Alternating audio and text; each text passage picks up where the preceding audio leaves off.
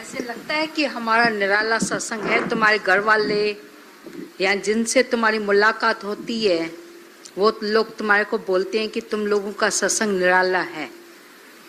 ऐसा वो लोग फील करते हैं। जब तुम समानता में, सेमनेस, वननेस में रहते होंगे तभी वो तुम्हारे को बधाई दे सकेंगे कि तुम लोगों का सत्संग वो निराला और न्यारा है। जब निरिच्छा होकर रहते हैं, निरअहकार होकर रहते हैं, तभी वो लोग तुम्हारे ऊपर नाम रखेंगे कि इनका सत्संग जो है निराला है, न्यारा है। नहीं तो बोला साधन में सन्मुख, पंचन में पूरो। साधों में भी सन्मुख है, पंचों में भी पूरा है। तो वो नहीं, उनके लिए कोई भी नहीं बोलेंगे नहीं, ठीक है, नॉर्मल एंड नेचुरल। पर जैसे बोला दीदी ने बताया कि बिल्कुल ट्रांसफॉर्म, बिल्कुल बदली हो जाए। कल तक जो देह का पोथला और थैला लेकर चलते थे, मैं फलानी, meet mister so and so, चलते थे ऐसे, उस अहंकार से चलते थे।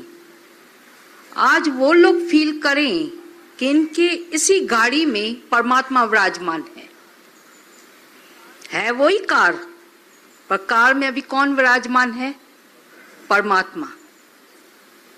गाड़ी तो चल रही है पर किसके आश्रय पर?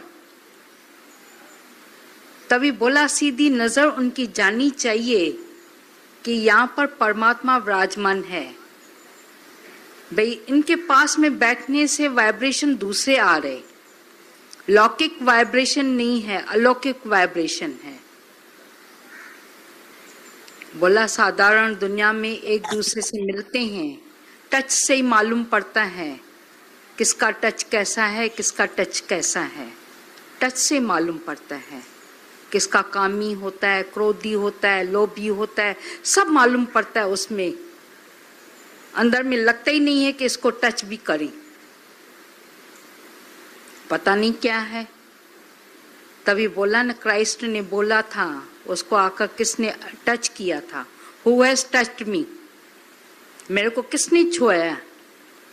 क्योंकि वो देह अध्यासन थी, अंदर में वासना लेकर आई थी, इसको मैं गिराने जाऊंगी।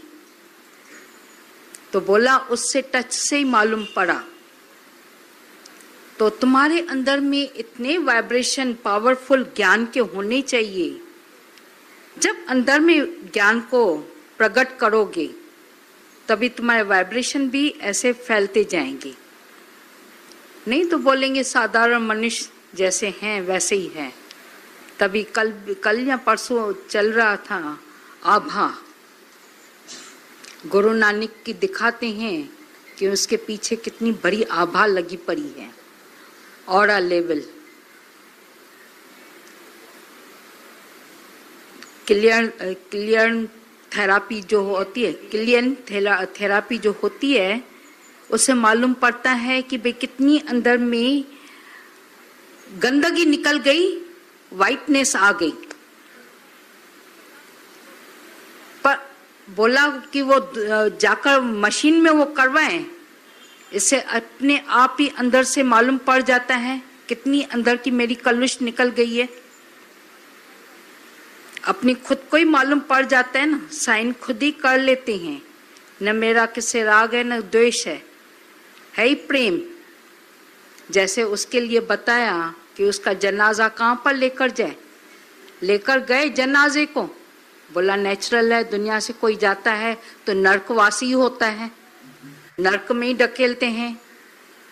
क्योंकि कलयुग में जो रहता है तो जरूर या काम करेंगे या क्रोध करेंगे या लोभ या मोह, अहंकारों में, विकारों में फंसा हुआ होगा। 5 विकारों के वो जंजीरों में फंसा हुआ मनुष्य होता है। तो बोला कि उसको कहाँ पर लेकर जाए? लेकर गए वहां पर। बोला देखा तो एक भी नहीं है, उसने किससे भी द्वेष किया ही नहीं है, कोई भी उसके लिए बुरा कर्म है ही नहीं। बोला इसने दुनिया में जाकर कोई बुरा कर्म नहीं किया है, ऐसा तो कोई मनुष्य हो ही नहीं सकता है। ऐसा कोई हो सकता है? मनुष्य की लेवल में तो कोई हो ही नहीं सकता है कि जिसने कोई भी बुरा कर्म नहीं किया हो।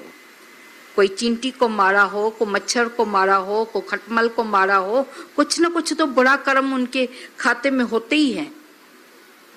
बोला ठीक है, उसको स्वर्ग में लेकर चलो। स्वर्ग में लेकर गए तो देखा कोई भी अच्छा कर्म नहीं किया। बोला न दान किया न पुण्य किया, न किसको हेल्प की है, कुछ कर्म किए ही नहीं है, सत्कर्म भी नहीं किया उसने। आखिर ये गया तो क्या किया? यहाँ तो डफ डैम होगा, जिसको दिमाग ही नहीं होगा ऐसा मनुष्य होगा। बोला ना, जो जिसको दिमाग ही नहीं है उसके लिए कोई कर्म होता है?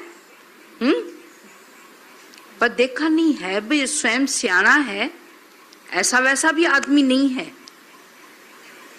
लगता है भाई ऐसा वो बेकार आदमी भी नहीं है, बड़े काम का आदमी है। बोला हम आपस में बैठ के देवता इस एक आदमी की वजह से झगड़ा करें, इतना बहस करें, इससे तो अच्छा है इसको ही उठा के पूछें तो सही। जैसे पूछा भाई तुमने जाकर क्या किया? बोला तुम्हारी कायनात से जाकर मैंने प्यार किया है।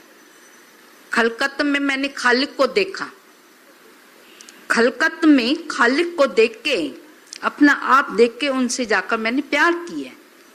अभी उस जो प्यार करता है उसके लिए कोई भी खाता नहीं है, कोई भी खाता नहीं है। राग एंड द्वेष में, बोला राग एंड द्वेष दोनों तीखी तलवारें। मनुष्य सीधा सोया पड़ा है, इस तरफ करवट करता है तभी भी मरता है, इस तरफ करवट करेगा तभी भी मरेगा। सीधा सोया है, कहाँ पर जाए कहाँ पर? रात को तुम सीधा सोते हैं तभी भी करवट बदलते हो कि नहीं? हाँ, करवट बदलनी पड़ती है, नहीं तो सीधे सीधे सोके सोके भी पीठ में दर्द होगा। अभी करवट बदले तो कैसे बदले? इस तरफ है राग, इस तरफ है द्वेष, क्या करे? बोला सीधा सीधा चलो, न लेफ्ट न राइट, न लेफ्ट को देखो न राइट को देखो, न प्यारा है न अप्यारा है। कोई दिल का प्यारा, कोई आंख का कांटा। आंख में जैसे एक खाली तिनका आकर लगता है तो बोला कितनी ऐसी हालत होती है, डॉक्टरों के पास जाना पड़ता है ऑपरेशन करवाने के लिए। मेरे को याद है, मैं छोटी थी, मेरे आंख में इतनी जरी सी बिल्कुल आ गई, आंख इतनी मोटी हो गई, डॉक्टर के पास जाना पड़ा, 1 घंटा ऑपरेशन का लगा। एक जरी सी मिस्टेक की वजह से आकर उड़ के आकर पड़ा आंख में। तो बोला एक कांटा, एक जरा सा तिनका भी आकर आंख में उड़ के आ जाता है तो कितनी वो दुख दर्द कष्ट देता है। पर जिसके हृदय में द्वैत पड़ा है, इतने कांटे लगे पड़े हैं, कैसे वो सो सकते हैं, कैसे वो चल सकते हैं, कैसे वो घूम सकते हैं? कितने कांटे अंदर में लगे पड़े हैं मनुष्य के अंदर में। बोला नाम तो है मनुष्य, पर बोला उस दिन बोला हे बंदे। किसने बोला? लोगों को बोला जाता है ना बंदे, बंदे तभी बोला जाता है, बोला वो बंधा हुआ है, विषय विकारों से वो बंधा पड़ा है, तभी उसको बोला जाता है बंदे। बंदे तू बंदगी तो कर। पर जिसने अपने पाश खोल दिए, सारी रस्सियां फेंक दी, उसको कभी बंदा नहीं बोलेंगे, बंदे नहीं बोलेंगे। तभी बोला मनुष्य जो सब खां ऊंचो शान, ये जो ईश्वर जी पहचान।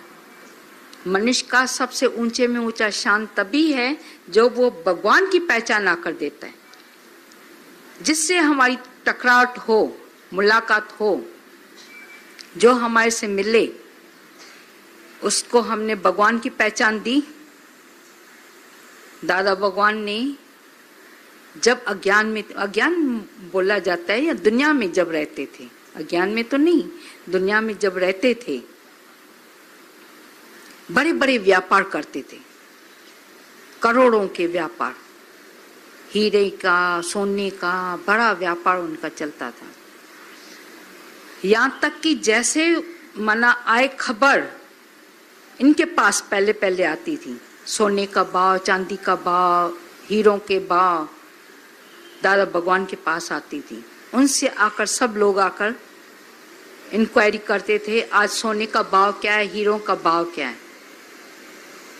दादा भगवान भी सबको बताते थे। जैसे ही फिर गुरु मिला, बोला ये ट्रांसफॉर्म कौन सी है।